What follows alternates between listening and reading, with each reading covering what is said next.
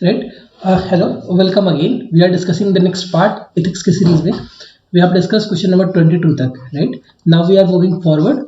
Question number 23 अपन discuss करेंगे, जिसमें से आपसे पूछा ये जरा, what do you understand by term persuasion? Why it can be an effective tool for changing the attitude? UPSC का जब आप सिलेबस देखोगे एथिक्स का, तो उसमें एटीट्यूड टॉपिक है, ठीक है. इस एटीट्यूड में ही आपसे परसुएशन दिया गया है, ठीक है. परसुएशन आपसे पूछा गया है. आपको एग्जामिनर बस इतना जानना चाह रहा है कि आप परसुएशन से क्या समझते हो और एटीट्यूड चेंज में ये कैसे हेल्प कर सकता है. मैं तुमको कुछ एग्जांपल देके बताता हूँ. सबसे पहला एग्जांपल अगर तुम देखोगे तो स्वच्छ भारत अभियान अगर देखोगे तो इसके सक्सेस के पीछे देखो, लोग इसको क्रिटिसाइज कर रहे हैं, इसके सक्सेस को लेकर डिबेट है, कोई बात नहीं, डिबेट होने दो, बट ये फैक्ट है कि ये प्रोग्राम बहुत हद तक सक्सेसफुल है. रीजन बीइंग कि इसने जिस चीज पे काम किया, बिहेवियर चेंज, ये मजाक नहीं होता, specially in the country like India जहाँ पे पॉवर्टी इतनी है, एजुकेशन लेवल बहुत लो है, राइट. एडमिनिस्ट्रेशन भी बहुत स्ट्रांग नहीं है, ठीक है. वहां पे परस्यू करना लोगों को केवल एक चीज के लिए, to maintain hygiene, to maintain sanitation, ये बहुत बड़ा चैलेंज था. बट बिहेवियर चेंज एक इंपॉर्टेंट कंपोनेंट था एसबीए का, स्वच्छ भारत अभियान का, एंड इट प्रूव्ड कि persuasion is still an important tool. मतलब persuasion is an important tool. इसको और यूज किया जाता है कहाँ पे? इसको और यूज किया जाता है गर्ल्स एजुकेशन के लिए, राइट. वुमेन एम्पावरमेंट में इसको यूज किया जा सकता है. कोई सोशल इविल है, सोशल इविल जैसे मान लो तुमने डायन प्रथा सुना होगा. It is very very aggressive in Ranchi region, ठीक है. झारखंड वाले रीजन में ये बहुत ज्यादा अग्रेसिव है. तो वहां पे इस रीजन में अगर आपको इन जैसे सोशल इविल्स को काउंटर करना है, सोशल इविल्स जैसे हैं डायन प्रथा हो गया, डाउरी हो गया. डाउरी में भी एक मैं पर्सनली फील करता हूँ बिहेवियर चेंज एक बहुत इंपॉर्टेंट कंपोनेंट है. परसुएशन एक इंपॉर्टेंट इंस्ट्रूमेंट हो सकता है इस एम को अचीव करने को, ठीक है. तो वहाँ पे जो सबसे इंपॉर्टेंट टूल है आपके पास वो परसुएशन हो सकता है. एक और एग्जांपल देते हैं, चाइल्ड मैरिज में तुम्हारे पास लॉ है, हमारे पास लॉ है 18 ईयर से नीचे, अप टू 21 हो जाएगा. 21 ईयर से नीचे चीजें हो नहीं सकती, शादी नहीं हो सकती लड़कियों की. बट ये बहुत हद तक सक्सेसफुल नहीं है. सक्सेसफुल नहीं होने के पीछे रीजन क्या है? सोशल एटीट्यूड नहीं है, ठीक है. बट आपको ये चीज ले आना है, अगर आपको प्रूव करनी है ये चीजें कि child marriage is not good for the health, child marriage is also not good for the family, and child marriage is also not good for the society. तो ये आप कैसे करोगे? इसको करने का सबसे इंपॉर्टेंट इंस्ट्रूमेंट है कि आप लोगों को परसुएट करो. अब परसुएशन के बहुत तरीके होते हैं, ठीक है. तो आपको यही सारी चीजें बताते हैं. And I am repeating again, please quote a lot of example in your answer, specially in the ethics paper, if you want to score around 130 140, ठीक है. तो it's this paper is all about quotes and examples. The more examples you will quote ना, the more score you will get, ठीक है. बस चलो, तो अपन सबसे पहले समझते हैं परसुएशन को. परसुएशन क्या है? इट इज एन अटेम्प्ट, ये एक प्रयास है to change the person's attitude. Person's के एटीट्यूड को चेंज करने का प्रयास को क्या बोलते हैं? परसुएशन बोलते हैं. एग्जाम्पल क्या था? Swachh Bharat Abhiyan focused on persuasion to change the behaviour of the people regarding cleanness. मतलब हमने डिस्कस किया कि जो स्वच्छ भारत अभियान था, ठीक है, इसका एम क्या था? बिहेवियर चेंज करना पीपल का, ताकि सैनिटेशन जो था, खुले में जो शौच थी, उसको बंद कराई जाए, ठीक है. हमने लोगों को परसुएट किया, ठीक है. परसुएट किया हमने लोगों को कि ये डिट्रीमेंटल है हेल्थ के लिए, ये सही नहीं है, ठीक है. इससे हेल्थ इश्यूज, इससे सैनिटेशन इशूज, इससे बहुत सारी इशूज होती हैं. और लोगों को ये बात समझ में आई, ठीक है, समझ में आई. अब परसुएशन के बहुत सारे टेक्निक्स होते हैं, बहुत सारे स्टेप्स होते हैं, वो सारे स्टेप्स देखेंगे. बट इतना समझना कि परसुएशन क्या है. सर, परसुएशन एक तरीका है जिससे हम बिहेवियर को चेंज करते हैं. सिमिलरली अगर तुम देखोगे तो बेटी पढ़ा, ये बेटी बा हो गया है गलती से, बेटी बचाओ और बेटी पढ़ाओ जो आपका था, ठीक है, ये भी आपका क्या है? ये भी आपका बिहेवियर चेंज करने पे इसका भी एम है कि लोगों को परसुएट किया जा सके, लोगों का एटीट्यूड जो है वो गर्ल चाइल्ड बर्थ के से रिलेटेड उसको मैनेज किया जाए, राइट. तो ये एक एग्जांपल हो गया. स्कूल चले हम जो था, वो भी एजुकेशन के लिए परसुएशन का एक इंपॉर्टेंट टूल था. मैं तुमको बस एक बात बता दूं, अगर तुमको बिहेवियर चेंज कराना है ना, तो परसुएशन इज द टूल, ठीक है. आपको जैसे परसुएट करना है करो, अपन फिर आगे देखेंगे, परसुएशन को अच्छे से कवर करेंगे. बट हाँ, और एक बात और बता दूं, you will get a question on persuasion in case study also. और जो क्वेश्चन पूछता है उसमें भी आपको मिलेगा। मीन्स आपका दोनों में आप मान के चलो कि यू आर गेटिंग एक आंसर्ड सेक्शन ए से और केस स्टडी से भी आपका चेंज हो जाएगा। ठीक है, देखो success of persuasion based upon दो चीज, एक तो सोर्स क्रेडिबिलिटी और सोर्स लाइकेबिलिटी। लाइकेबिलिटी समझना, how much you like the agent that is bringing change. ठीक है, जैसे मैं एक बात बता रहा हूं, हमने पोलियो को इंडिया से हटाया। पोलियो को हटाने में बहुत बड़ा रोल अमिताभ बच्चन सर का भी था। ठीक है, अब अमिताभ बच्चन अगर कोई बात कहे दो बूंद जिंदगी की तो लोगों को समझ में आती है, बिकॉज दैट सोर्स जो एजेंट है चेंज लाने का, उस एजेंट को लोग लाइक करते हैं, राइट। पीपल फील ना कि हाँ अमिताभ बच्चन अगर ये बात कह रहे हैं दो बूंद जिंदगी की तो उसमें वैल्यू है, उस बात को एक्सेप्ट किया जाएगा। हम और आप कहेंगे तो वो बात वैल्यू नहीं है। दूसरी सोर्स क्रेडिबिलिटी का ऐसे देखो मतलब समझो, जैसे जब कोविड आया था तो हमने एम्स के डॉक्टर को देखा था, ठीक है, गुलेरिया सर को, वो हर बार टीवी पे आते थे और लोगों को वैक्सीन लेने के लिए कहते थे। ये क्या था? ये सोर्स की क्रेडिबिलिटी थी। ठीक है, कि अगर इंडिया के सबसे बड़े इंस्टीट्यूशन का डॉक्टर आके कहता है कि वैक्सीन सेफ है, वैक्सीन सिक्योर है, वैक्सीन लेना चाहिए, वैक्सीन लीजिए, तो सोर्स की क्रेडिबिलिटी बढ़ती है। सिमिलरली सोर्स लाइकेबिलिटी में आप एक और चीज देख सकते हो, जैसे our prime minister is a well accepted leader within India. ठीक है, इनकी लाइकेबिलिटी है, ये अगर कुछ भी कहते हैं तो लोग उस चीज को मानते हैं। मतलब ठीक है, बहुत सेक्शन नहीं मानता, बट एक लार्जर सेक्शन है जो मानता है इनको। ठीक है, तो सोर्स लाइकेबिलिटी और सोर्स क्रेडिबिलिटी विल डिटरमाइन कि सक्सेस क्या होगा परसुएशन का। तो मेरी बात समझो, सपोज करो कि मेरी फोटो उठा के अगर किसी भी गवर्नमेंट चाइल्ड मैरिज के खिलाफ अगर मेरी फोटो लग जाए या आपकी फोटो लग जाए तो लोग देखेंगे भी नहीं, लोग पोस्टर ढंग से नहीं देखेंगे। ठीक है, क्यों? क्योंकि ना तो अपन क्रेडिबल है, ना तो हमने चाइल्ड मैरिज से रिलेटेड कुछ काम किया है, ना चाइल्ड मैरिज हटाने के खिलाफ कोई प्रयास किया है। ठीक है, और ना ही लोग हमें जानते हैं तो ना ही लोग हमें लाइक करेंगे। ठीक है, क्लियर है कि नहीं है? और देखो एक और चीज हो सकता है, जैसे एक बहुत पॉलिटिकल एग्जांपल है, मैं उसको स्किप करना चाह रहा हूँ बट मैं बताऊंगा। मान लो कि मैं मतलब किसी और तरीके से बताने की कोशिश कर रहा हूँ, आप समझना। जैसे ये एक पर्टिकुलर कम्युनिटी है, इस पर्टिकुलर कम्युनिटी मान लो कि कोई त्योहार मनाती है। ठीक है, उस त्योहार में ना कई बार क्या हुआ था कि एक पर्टिकुलर स्टेट की चीफ मिनिस्टर ने ना बधाई दे दी थी, और ये जो सेलिब्रेशन था ये एक्चुअली सैक्रिफाइस का होता है। ठीक है, तो इट्स नॉट कि आप उनको विश कर दो, ठीक, बट हो जाती है कभी कभी। ठीक है, तो मिस इन्फॉर्मेशन अगर कोई रहे, अब अगर देखो, अब अगर तुम सोच के देखो कि विराट कोहली को रसिया में उठा के भेज दिया जाए किसी चीज के एडवर्टाइजमेंट के लिए, तो तुमको लगता है कि रसिया में लोग क्रिकेट तक नहीं देखते, उनको क्या फर्क पड़ती है किसकी फोटो है? तो लाइकेबिलिटी जीरो, क्रेडिबिलिटी जीरो। आप इसरो के किसी प्रोग्राम के बारे में अवेयरनेस फैला रहे हो और उसमें अब्दुल कलाम सर का फोटो है, पहला ये ऑप्शन।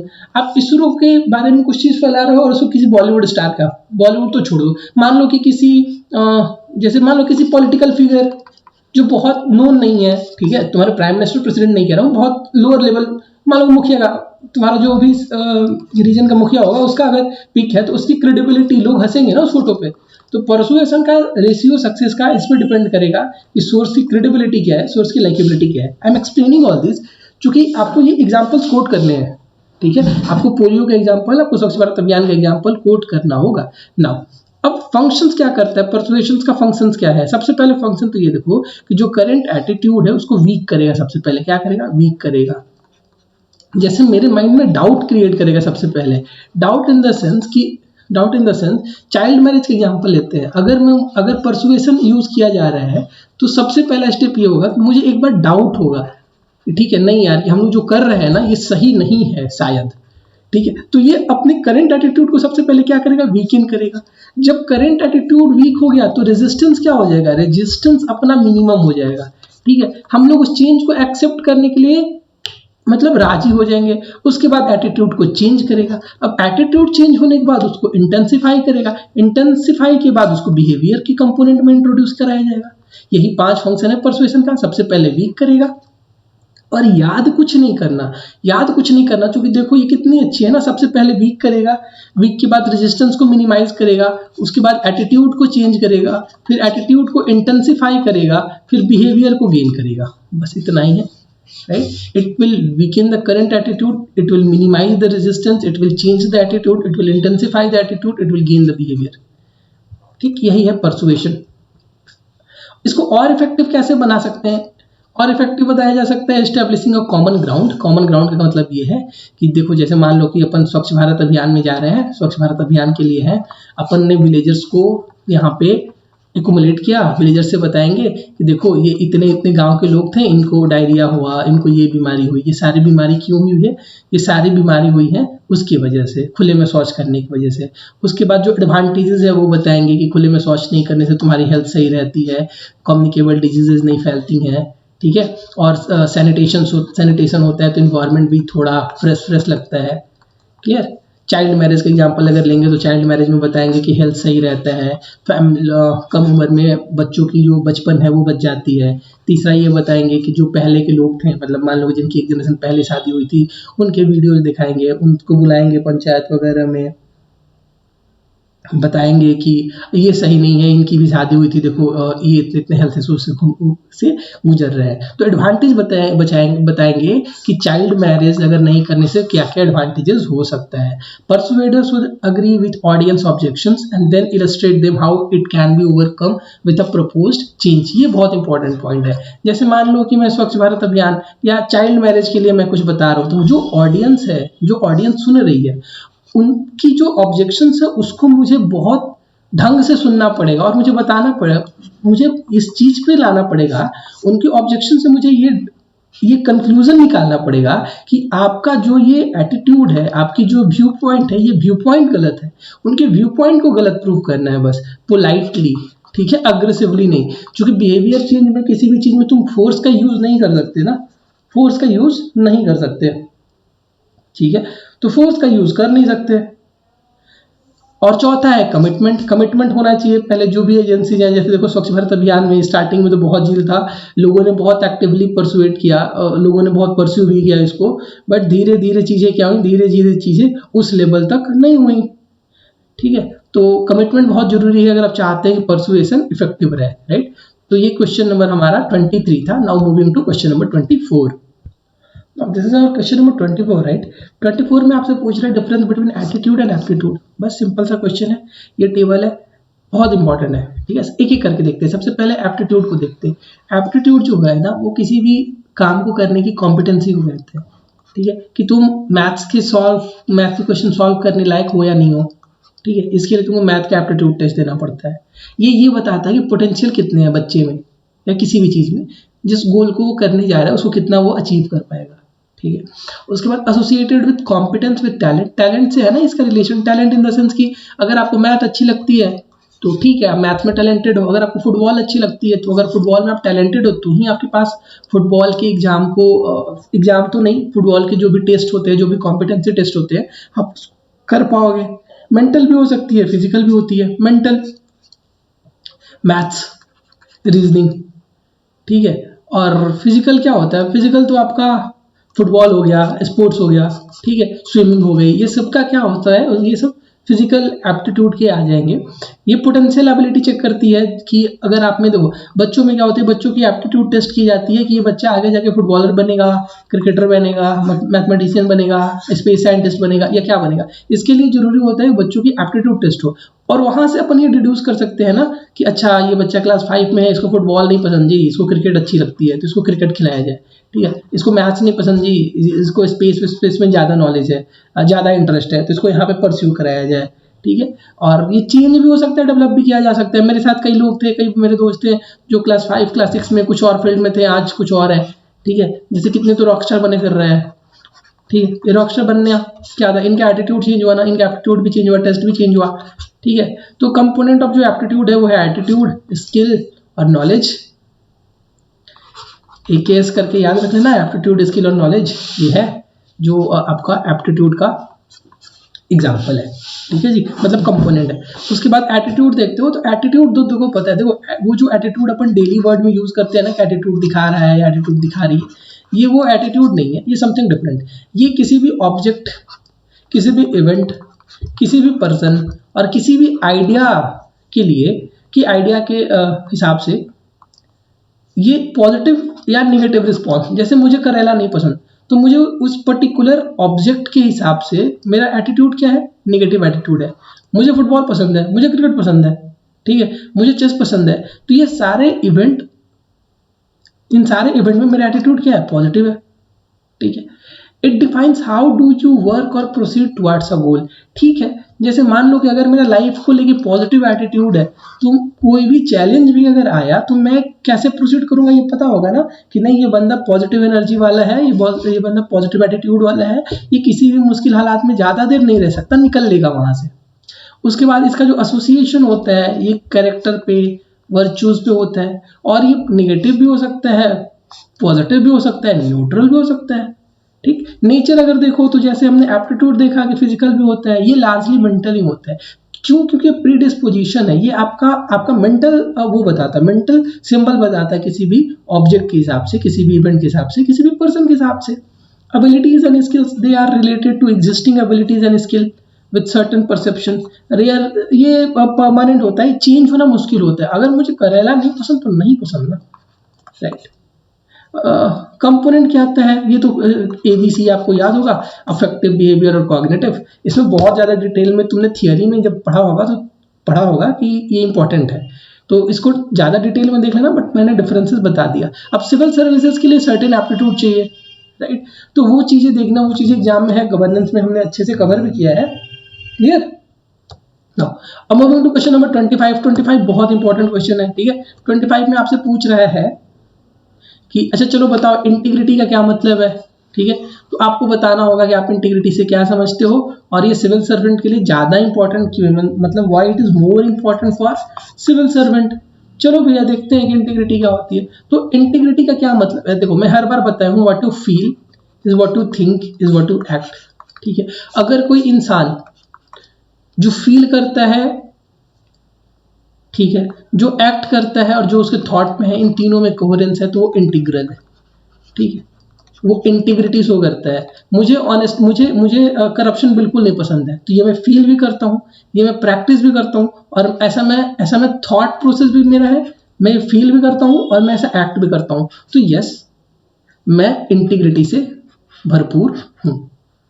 ये तो हुआ नॉर्मल बातें में। देखो इलेक्ट्रॉनिक्स में तुमको पता होता है, चिप वगैरह में भी इंटीग्रिटी, इंटीग्रल कुछ कुछ पढ़ना होता है, तो वो तुम उससे भी रिलेट कर सकते हो।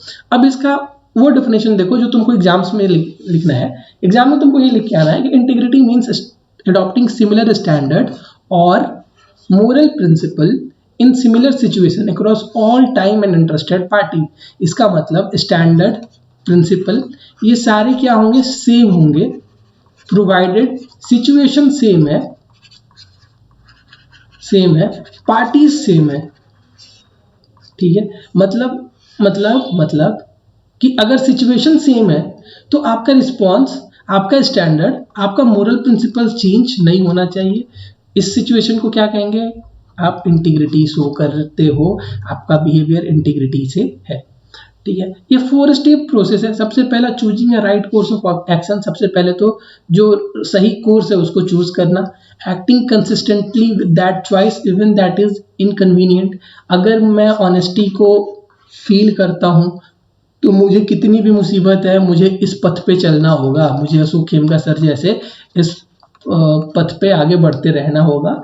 Openly declaring where one stand, मुझे कहना होगा भाई मैं ऑनेस्ट आदमी हूँ, ये चीज़ें मेरे से नहीं हो सकती। और रिजल्ट ऑफ द एक्शन, ठीक है, जो एक्शन आएगा उसको भी एक्सेप्ट करना, जो रिजल्ट आएगा एक्शन का उसको भी एक्सेप्ट करना होगा। सबसे best example Ashok Khemka sir की। तो ये तो हो गया बेसिक डेफिनेशन, हो गया कि आप क्या समझते हो इंटीग्रिटी वगैरह से रिलेटेड। सेकेंड आईआरसी की कुछ रिकमेंडेशन है कि अगर कोई पर्सन इंटीग्रिटी शो करता है तो he must not misuse official position by using information acquired the course of his duty. जैसे मैं मान लो कि मैं डिस्ट्रिक्ट मजिस्ट्रेट हूँ, तो जो भी मेरे कोर्स ऑफ ड्यूटीज में जो भी इंफॉर्मेशन आया उस पोजीशन के बदौलत उस पोजीशन को, उस इंफॉर्मेशन का मिसयूज ना करूँ, ठीक है। तो ये तो ऑनेस्टी के भी प्रिंसिपल है ना। तो ये तो मैंने बताया ना कि ऑनेस्टी इज ग्रेटर देन, मतलब ऑनेस्टी से बड़ा इंटीग्रिटी और इंटीग्रिटी से बड़ा प्रॉबिटी। एक्सेप्ट गिफ्ट और hospitality which might compromise his judgement. तो ऐसा कोई गिफ्ट मुझे नहीं एक्सेप्ट कर लेना चाहिए जो कल को मेरे जजमेंट को हैम्पर कर दे। मैं डिस्ट्रिक्ट मजिस्ट्रेट हूँ, I am the person responsible for allocation of एक सर्टेन रिसोर्स। मान लो डैम बिल्ड हो रहा है या कुछ भी बिल्ड हो रहा है, उसमें मुझे कुछ डिसाइड करना है, ठीक है, I am the person who will allocate the resources. अब कल को मैं जाके जो ठेकेदार है, जो कॉन्ट्रैक्टर है, उसके गिफ्ट को अगर मैं अडॉप्ट कर लेता हूँ, हो सकता है उसने मर्सिडीज दे दी मेरे किसी रिलेटिव को, तो अगर उस चीज को एक्सेप्ट अपन कर लेते हैं तो इस एक्सेप्टेंस से देयर इज हाई चांस कि आपकी जजमेंट कॉम्प्रोमाइज हो जाएगी, और फिर आपको डिस्क्लोज भी करना होगा अपनी जो भी इंफॉर्मेशन है।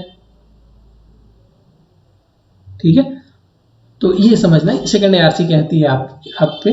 और ये सिविल सर्वेंट के लिए ज़्यादा इंपॉर्टेंट क्यों है? देखो, गुड गवर्नेंस की जितनी भी चीज़ें पढ़े हो, good governance, accountability, transparency, public good को प्रमोट करना, पब्लिक सेंट्रिक डिसीजन, ये सारी चीज़ें, इंटीग्रिटी अगर सिविल सर्वेंट में है तो ये सारी चीज़ें अचीव हो जाएंगी। बट फिर भी मैंने यहाँ पे पॉइंट वाइज इसको टीम ने कर दिया है, तो तुम इसको देखना। Fulfilling his duties and obligation responsibility, act in the way that is professional and deserve and retain public confidence. देखो, सिस्टम के अंदर, एडमिनिस्ट्रेशन के अंदर पब्लिक का कॉन्फिडेंस मेंटेन होना बहुत जरूरी है, बिकॉज किसी भी सिस्टम का एग्जिस्टेंस तब तक ही है जब तक लोगों को लग रहा है कि सिस्टम जस्ट है।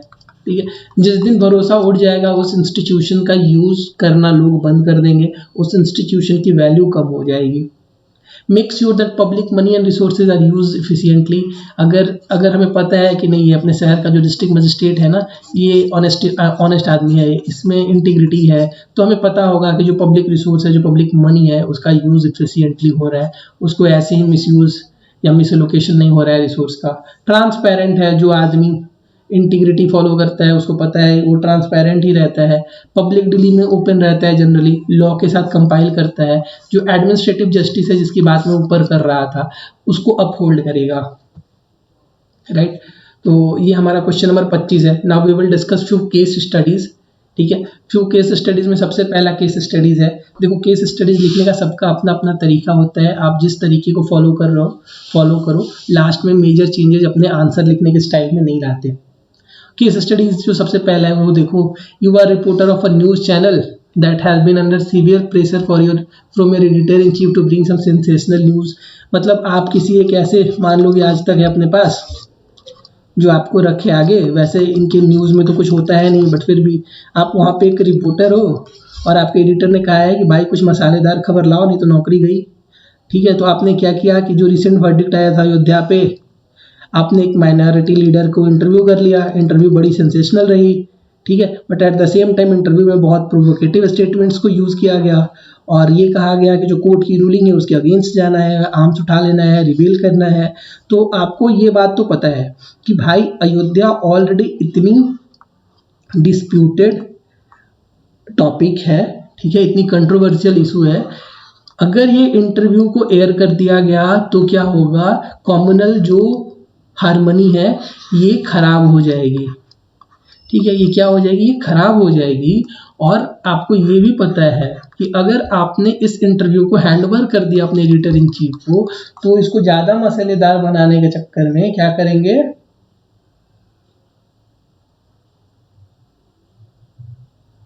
ठीक है, मसालेदार बनाने के चक्कर में उसको एयर कर देंगे। तो अब तुम बताओ, तुमको ये भी पता है कि अगर ये इंटरव्यू तुमने दे दिया तो तुम्हारे कैरियर में एक्सेप्शनल ग्रोथ हो जाएगा। ठीक है, हो सकता है तुम्हारी सैलरी दोगुनी हो जाए। देखो, टेलीविजन जो न्यूज़ चैनल्स हैं, दे ऑल वांट टीआरपी। तो जो बंदा, मतलब जो रिपोर्टर टीआरपी इंक्रीज करेगा उसकी प्रमोशन ऑब्वियसली ज़्यादा होगी। बट अब तुम बताओ, तुम वो रिपोर्टर हो, अब तुम क्या करोगे? Would it be right to present the editor in chief को वो interview? Identify the moral dilemma faced by you, analyze your role and duties as responsible reporter, also suggest your course of action। अब इसको समझते हैं। देखो, ये बहुत सारी वेबसाइट पे अवेलेबल है, तो वहीं से इसको लाया गया है। बाकी we will discuss some of the important previous year वो भी केस स्टडीज ऑल्सो। तो मोरल डायलेमा क्या क्या फेस कर रहे हैं? सबसे पहले तो जो फेस कर रहे हैं मोरल डायलेमा, वो तो ये है कि एक तो जॉब है, जॉब की सिक्योरिटी है उसके पास। अगर वो दे देता है इंटरव्यू तो उसको क्या होगा, उसको प्रमोशन मिल सकती है। अगर वो नहीं देते, हो सकता है उसकी जॉब भी चली जाए। दूसरा मोरल डायलेमा ये है कि अगर वो एयर हो जा रही है इंटरव्यू, तो फिर क्या समस्या आएगी, कॉम्युनल हार्मनी बिखर जाएगी। ठीक है, हो सकता है कि बहुत ज़्यादा टेंशन हो जाए। ठीक है, और आपको तो पता है कि जिस सेंसिटिव एरिया में अपन रहते हैं वहाँ पे अगर कॉम्युनल हार्मनी बिगड़ी तो एटलीस्ट डबल डिजिट में लोगों का लाइफ लॉस हो जाता है। एवरीवन नो कि यूपी में चीज़ें कैसी हैं, ठीक है। तो और तीसरा क्या है, तीसरा ये है कि आपको ये भी पता है कि अगर आप नहीं दोगे तो भी आपकी नौकरी जाएगी। तो ये सारे मोरल डायलेमा तुम देखो कि तुमको क्या लगते हैं और तुम बताओ तुम कौन सा कोर्स ऑफ एक्शन चूज करोगे। तो मैं जो कोर्स ऑफ एक्शन चूज करूंगा, मैं तो ये चूज करूंगा कि भाई मेरी नौकरी चली जाए, बट सिंस ये इंटरव्यू एयर नहीं होगा, हाँ I will try to persuade again वो परसुएशन वाला एग्जाम्पल, मैं उस लीडर को परस्यू करूंगा, सर प्लीज एक इंटरव्यू और दे दो, बट इसमें इतने ज़्यादा प्रोएक्टिव स्टेटमेंट्स मत देना, ठीक है। तो इससे ये भी हो सकता है कि मैं इंटरव्यू भी ले लूंगा और अगर वो जो भी लीडर था वो मान जाता है या मान जाते हैं तो फिर जो कॉमनल हार्मनी वाली टेंशन थी वो भी खत्म हो जाएगी। तो केस स्टडीज में आपको होना है प्रैक्टिकल। आप एकदम नहीं कह दोगे कि नहीं नहीं मेरी नौकरी जाए या कुछ भी जाए मैं तो कुछ करूंगा ही नहीं, मैं तो ऐसे ही रहूंगा, मैं तो नहीं दूंगा, मेरी नौकरी जानी है तो जाए। आपको बीच का रास्ता लाना पड़ेगा, ठीक है, प्रोवाइडेड कि आप इथिकल रहे हो। नाउ तो ये सॉल्यूशन डिस्कस किया है। ये क्वेश्चन नंबर 27 है, case study 2, previous year question है। ये आपसे पूछ रहा है, you are heading a rescue operation in an area affected by severe natural calamity. Thousands of the people are homeless, deprived of food, water, and other basic facilities. Rescue work has been disrupted by the heavy rainfall and damage to supply route. The local people are seeing things with anger and are protesting against the delayed limited rescue operations. When your team reaches the affected area, the people there heckle and even assaulted some of your team members. One of your team member is even severely injured. Faced with this crisis, some team member pleaded with you to call off the operation, fearing threat to life. In such a situation, what is your response? Examine the qualities of civil servant which are required to manage the situation. सबसे पहला जो चाहिए वो तो patience है, patience है। दूसरा क्या है, डेडिकेशन टू पब्लिक सर्विस, ठीक है। ये दो चीजें हैं जो यहाँ पे बहुत इंपॉर्टेंट है, ठीक है। दूसरा देखो, पब्लिक मैनेजमेंट अपने आप में एक स्किल होता है, अपने आप में एक क्वालिटी होती है कि आप कैसे बात करते हो लोगों से। कई बार क्या होता है कि पूरी की पूरी भीड़ में एक सिंगल इंडिविजुअल आता है और पूरी भीड़ को शांत करा लेता है, ठीक है। तो ये क्वालिटीज होती हैं, होनी चाहिए सिविल सर्वेंट के अंदर। तो पेशेंस मैंने बोला, और दूसरा डेडिकेशन टू पब्लिक सर्विस, कि जो इंडिविजुअल है, जो मैं यहाँ पे रिस्पॉन्सिबल हूँ, जो मैं हेड कर रहा हूँ रेस्क्यू ऑपरेशन को, मेरे अंदर वो डिवोशन होना चाहिए, वो डेडिकेशन होना चाहिए कि मैं किसी भी सिचुएशन में अपनी जो सर्विस है उसको फुलफिल करूंगा, जो मेरा ड्यूटी है पब्लिक के प्रति मैं उसको फुलफिल करूंगा। तो आपके पास क्या क्या ऑप्शंस अवेलेबल है? अगर ऑप्शंस अवेलेबल आप सबसे पहले देखोगे, सबसे पहला ऑप्शन अवेलेबल है कॉल ऑफ कर दो, ठीक है। दूसरा ये है परसुएड करो, तीसरा ये है यूज फोर्स, ठीक है। वहां पे डिस्ट्रिक्ट एडमिनिस्ट्रेशन होगी, डिस्ट्रिक्ट एडमिनिस्ट्रेशन के अपने कुछ लोग होंगे, वहां पे फोर्स यूज कर सकते हो। सबसे पहले कॉल ऑफ करोगे तो क्या होगा? अगर तुम कॉल ऑफ करोगे तो ये तो इन ह्यूमन प्रैक्टिस हो गया ना। डेमोक्रेसी में इस चीज को तो एक्सेप्ट ही नहीं किया जा सकता कि वहां पे कुछ बच्चे भी होंगे, कुछ महिलाएं होंगी, कुछ एल्डर लोग होंगे जिनको बहुत अर्जेंट चाहिए होगा, मेडिसिन चाहिए होगा, फूड सप्लाई चाहिए होगा, राइट, वाटर चाहिए होगा। तो इन सारी चीजों की अवेलेबिलिटी इंश्योर कराना आपकी रिस्पॉन्सिबिलिटी है, तो call off is not an option. दूसरा ये था कि मैं फोर्स का यूज करूंगा, it is also not an option because people are already very angry. तो जब लोगों का गुस्सा बहुत बवाल पे है and you are using force, और देखो गलती तो है ना, इर्रिस्पेक्टिव किस वजह से लेट हुई, बट अगर सर्विस लेट पहुंची तो लोग नाराज तो होंगे, ठीक है। तो फोर्स का यूज करना is also not a good option. सबसे बेहतर ऑप्शन क्या है? परसुएड करना। परसुएड कैसे करेंगे? लोगों को बताया जाएगा बारिश हो रही थी, ऐसी ऐसी दिक्कत थी, आप प्लीज शांत रहिए, उनकी बातों को ध्यान से सुना जाएगा, और हम अपने से जो भी अपने पास फोर्स अवेलेबल है, राइट, जो भी अपने पास रिसोर्स अवेलेबल है, उस रिसोर्स का एलोकेशन बहुत तेजी से करेंगे, ठीक है। तो I will go with option number 2, मैं परसुएशन की तरफ जाऊंगा। मैं कह रहा था ना, परसुएशन से क्वेश्चंस बहुत बार पूछे जाते हैं, पूछेगा हर बार, और ये इंपॉर्टेंट क्वालिटी है किसी भी सिविल सर्वेंट की।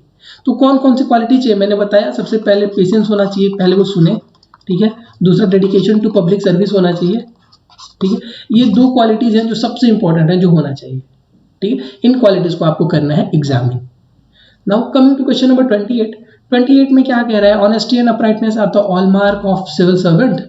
Civil servant possessing these qualities are considered to be backbone of any strong organization. In line of duty, they take various decisions, and at the same time they made some bona fide mistake. As long as the decisions are not taken intentionally and are not benefiting them personally, the officer cannot be said guilty.